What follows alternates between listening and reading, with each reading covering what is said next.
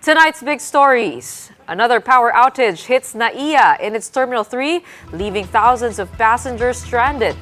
Along with the hot weather, emotions heated up as travelers faced another inconvenience this Labor Day holiday. Is this an offshoot of the New Year's Day glitch? We'll discuss that and more with NAIA Assistant General Manager Brian Ko. President Marcos is currently in the United States to hold bilateral talks with U.S. President Joe Biden, who is expected to reaffirm the U.S. ironclad commitment to defend the Philippines.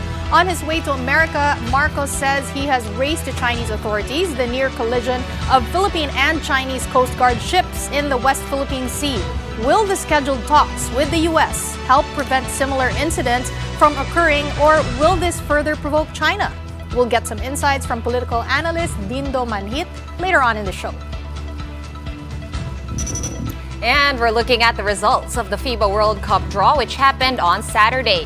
How are we feeling about Gilas Pilipinas' chances in the biggest basketball tournament come August? That and more later on. Welcome to the show. I'm Gretchen Hong. I'm Chiki Verhel. And I'm Sean Yao.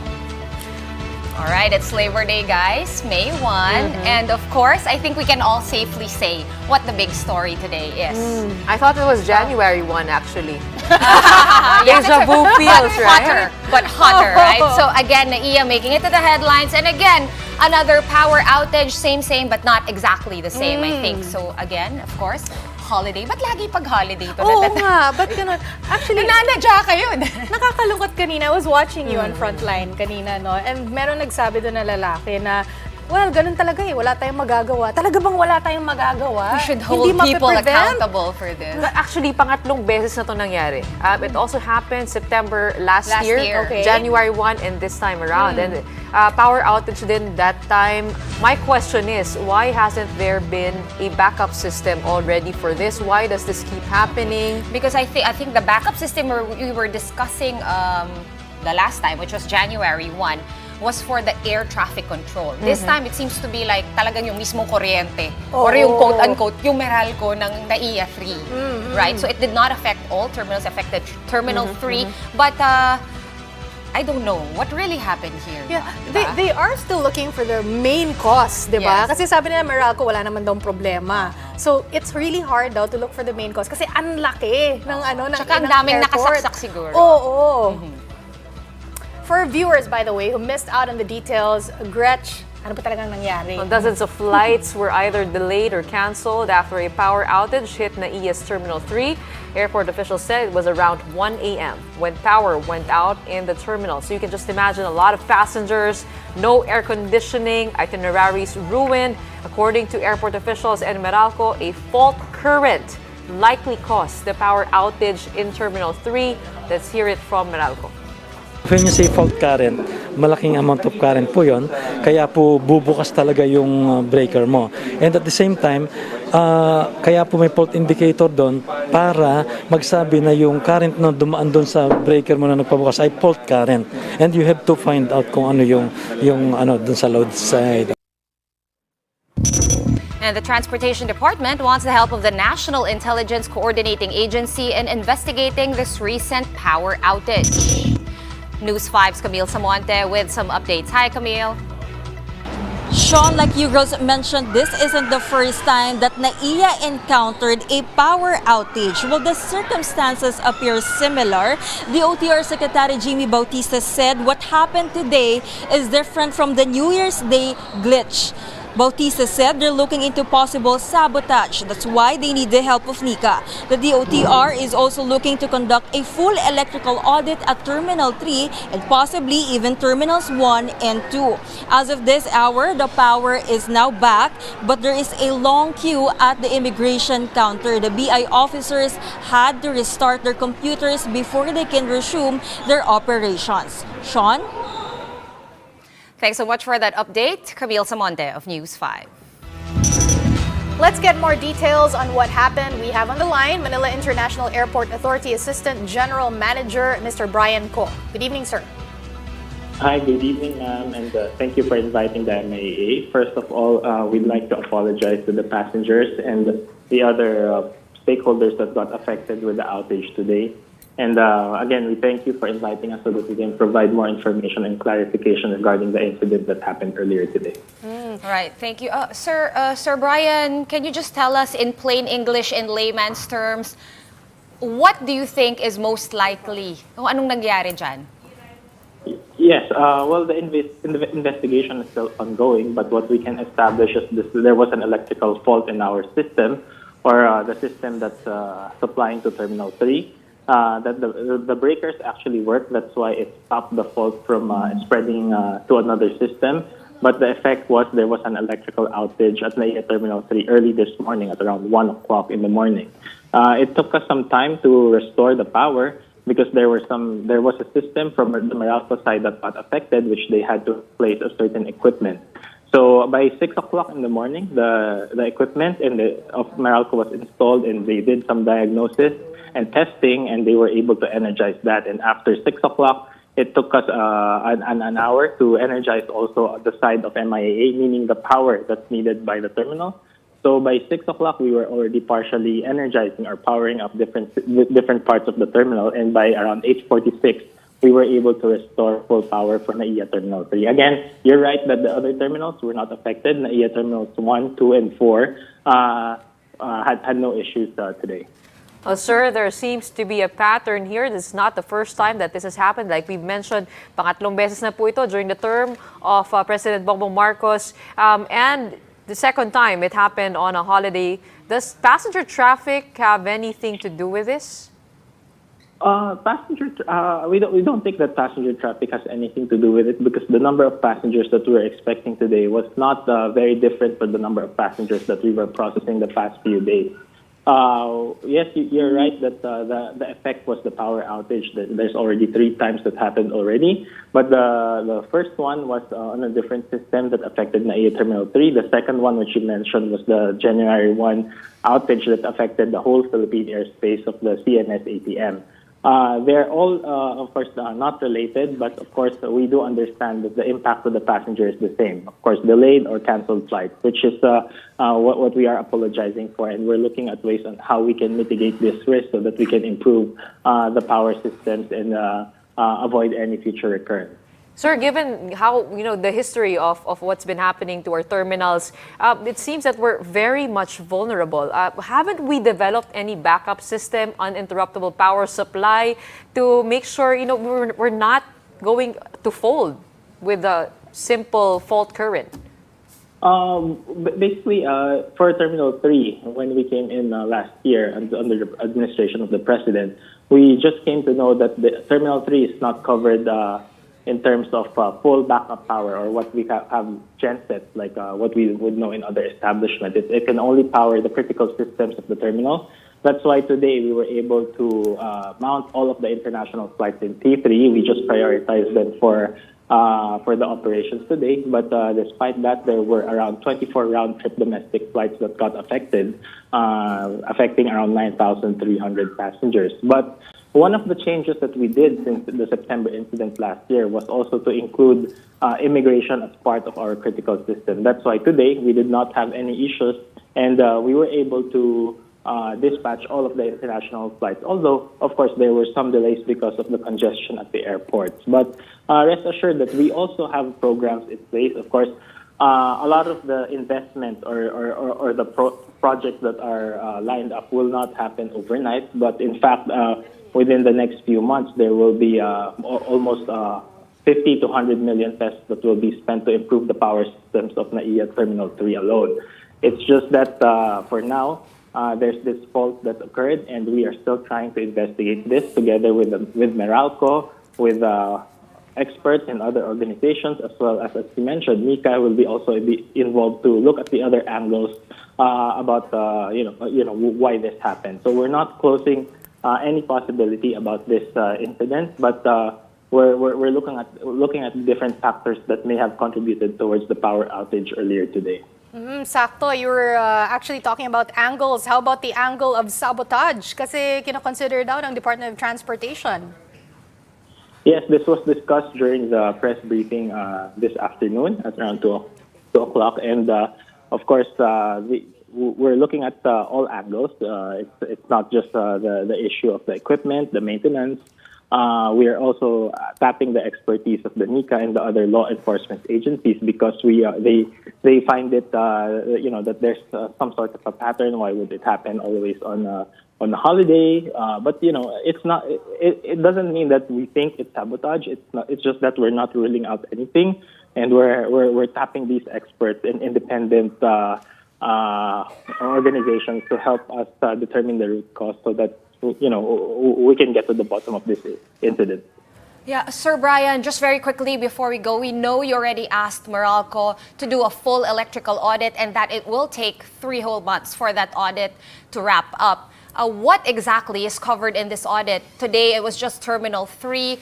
Will it be the whole all the terminals of the airports from 1 to 4? How will that work? We think because of the criticality of NAIA as the gateway of our country, we would like to have a full electrical audit of all our critical systems. So that will include our terminal buildings, you're correct, terminals 1, 2, 3, and 4, and the other associated equipment that are required by the airport because we really cannot afford any repeat of such incident because it disrupts our passengers. It of course affects their experience, and it's not good for the image of our country as well. So yes, it will include all of the critical systems. We will work with Meralco, as I mentioned, and also other experts in the field of electrical engineering, so that we can tap on their expertise as well. So it was mentioned that this service will be procured by the DOTR and NIA for the expertise in terms of the audit, and we expect a result within 60 to 90 days. All right. From commissioning of that audit. Right. We expect we'll be speaking to you then. Thank you so much for your time tonight. MIAA Assistant General Manager Brian Ko. Thank you, sir. Coming up, President Marcos says he has taken up with the Chinese government the recent incident wherein a Filipino and Chinese vessel nearly crashed off a Ayungin shoal. He confirmed this with reporters while on his way to Washington to hold bilateral talks with U.S. President Joe Biden. More on that when we return. Keep it here on One News.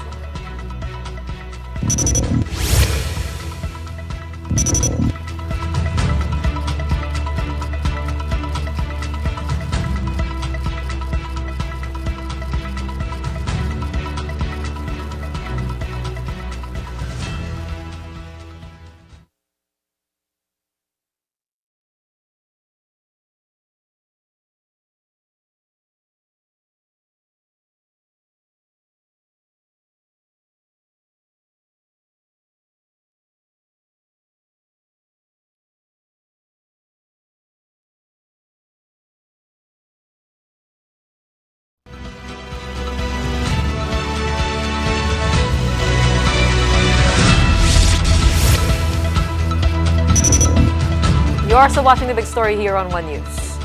It's going to be a long week for President Marcos as he is currently in Washington to hold bilateral talks with U.S. President Joe Biden. Well, May 1 is just beginning over in Washington. So Marcos and Biden are expected to meet at around 1 p.m. Tomorrow, or rather, which is 1 a.m. Philippine 1 time. a.m. Later. Later, yeah. So we can expect a lot of updates by tomorrow.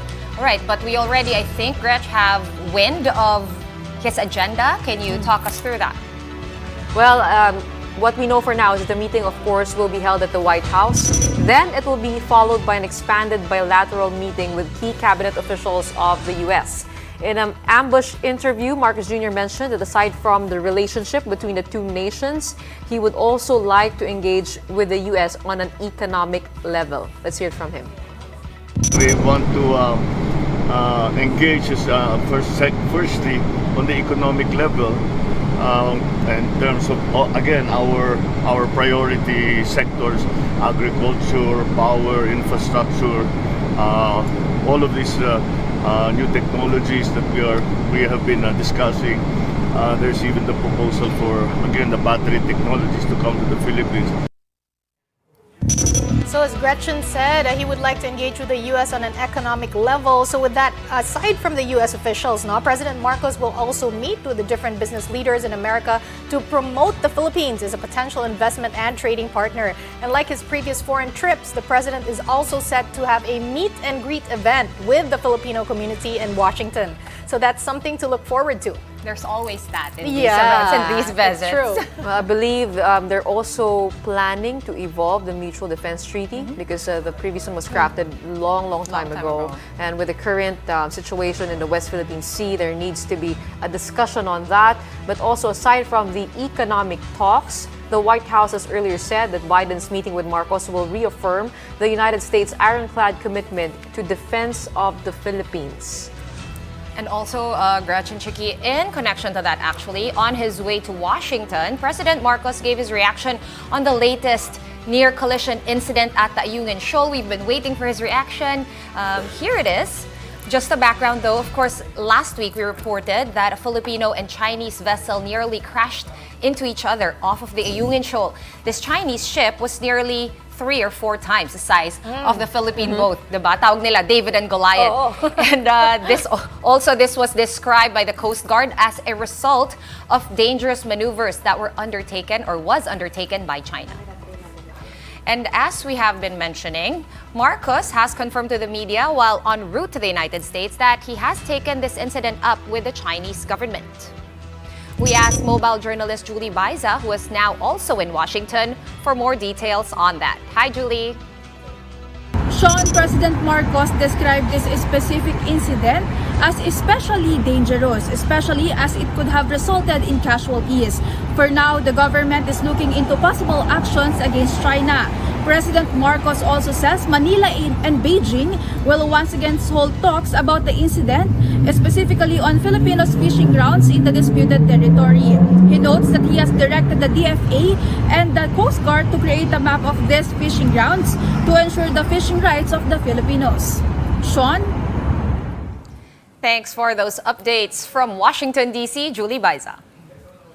Now, to discuss these latest developments, we have with us on the show political analyst and strat-based ADR Institute President Dindo Manhit, and he's joining us live via Zoom. Sir Dindo, good evening. Good evening. All right, so much has been happening now. The president has met up with Kamala Harris, the vice president. He's also met up with Defense Secretary Lloyd Austin.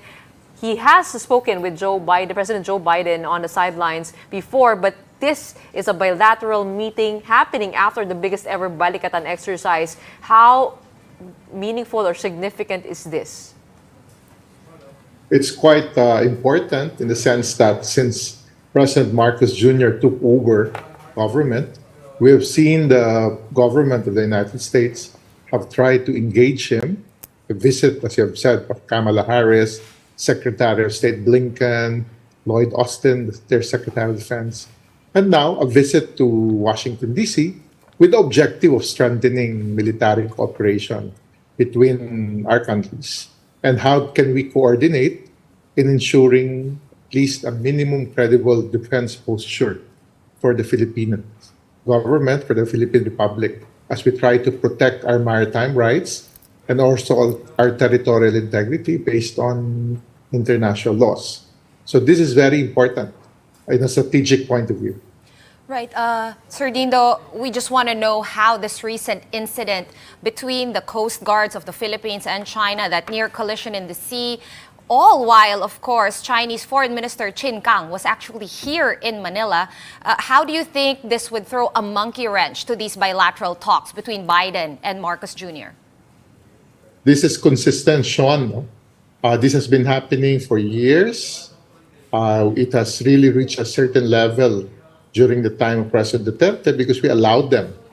But now, we are all reacting to these things because the government of President Marcos Jr.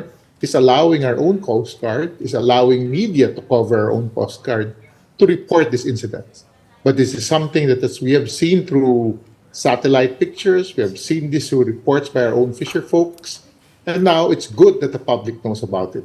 It's good that we collectively, with our other neighbors, countries that support the protection of our territory, can work together to collectively deter this aggression by China that has been happening within the West Philippine Sea this past few years. Yes, Sir Dindo, with the establishment of the new Enhanced Defense Cooperation Agreement, or EDCA sites, and the Balikatan focusing on maritime defense, what's next for U.S. presence here in the Philippines? the Enhanced Defense Cooperation Agreement needs to be understood that it is not basis, but it is an opportunity for the U.S. to visit, to really expand. At the core of it is the Visiting Force Agreement, but to have basing rights, to visit, and not to really stay in the Philippines because it's not allowed by our Constitution. But for me, what I see as we expand it, the EDCA, from 5 to 10 sites, as it covers the western side of the country to even the eastern side. If we will look at Isabela and Cagayan, it allows what we call a deterrence. That now, especially if we go beyond the U.S. alone, that EDCA is just the first step, and EDCA leads to stronger partnership with Australia that has a visiting forces agreement also with us, called the SOPA, or even the support of Japan in terms of strengthening our coastal watch to our Coast Guard and even expanding it more. So the more countries that support our capacity to really defend our territory, to defend what is ours based on international law, Sir, kanina po should be seen as positive. binalita po namin sa Frontline Pilipinas that China was saying that yung pagpapadala po ng mga journalists doon po sa West Philippine Sea is a provocation, and that has been the strategy of the Coast Guard by exposing it to the press. Sabi din po ng kolumnistang si Bobby Tiglao, don't use the media as cannon fodder. What would you have to say about this? How do we strike a balance? Why do we listen to a country that is really being aggressive in our territory? Aren't we simply reporting what is happening? Is the Coast Guard doing not its duty under the Coast Watch duty, protecting not only our coasts, but even our territory based on international laws? So what is wrong with reporting it, encouraging countries to ensure peace and stability in the region, to be more transparent in their actions? And why do we have journalists in the Philippines who toe the China line or the China narrative? All right, we're going to have to leave it there. Thank you so much for your time and for joining us as usual, political analyst and Strat-based ADR Institute President, Dean Dumanhit.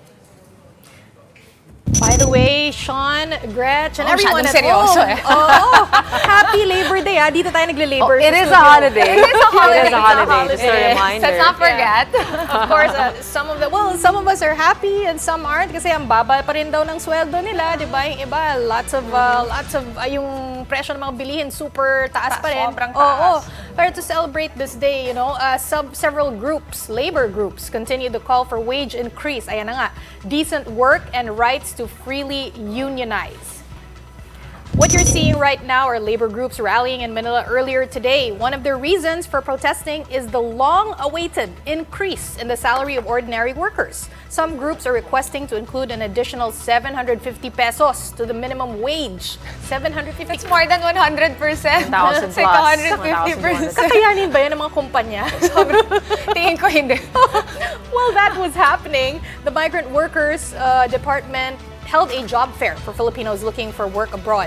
More than 15,000 jobs that can be applied for at the job fair. According to DMW, or Department of Migrant Workers, Yusek Bernard Olalia, nursing and caregiving jobs abroad are very popular, while companies are also looking for skilled or semi-skilled workers, as well as factory workers.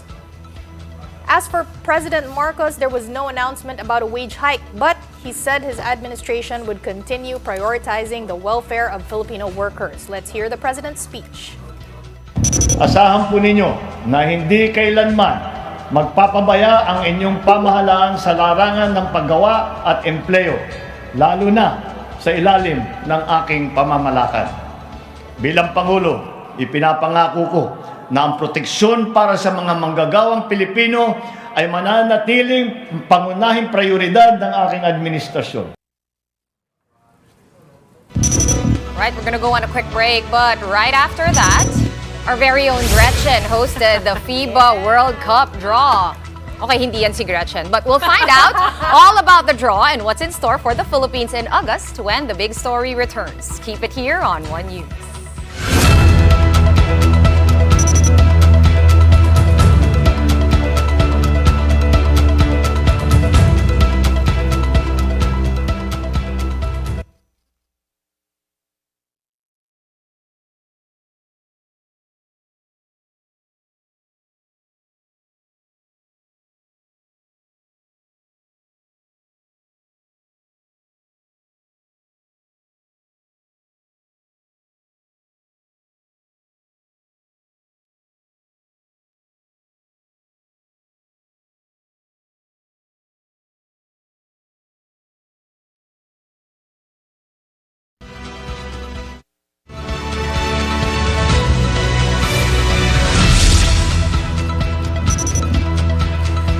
watching the big story here on One News. What else do we have tonight? Sean, Gretch. Meron pa, guys. Akala ko ba Labor Day? Akala ko ba holiday? Pero no, okay.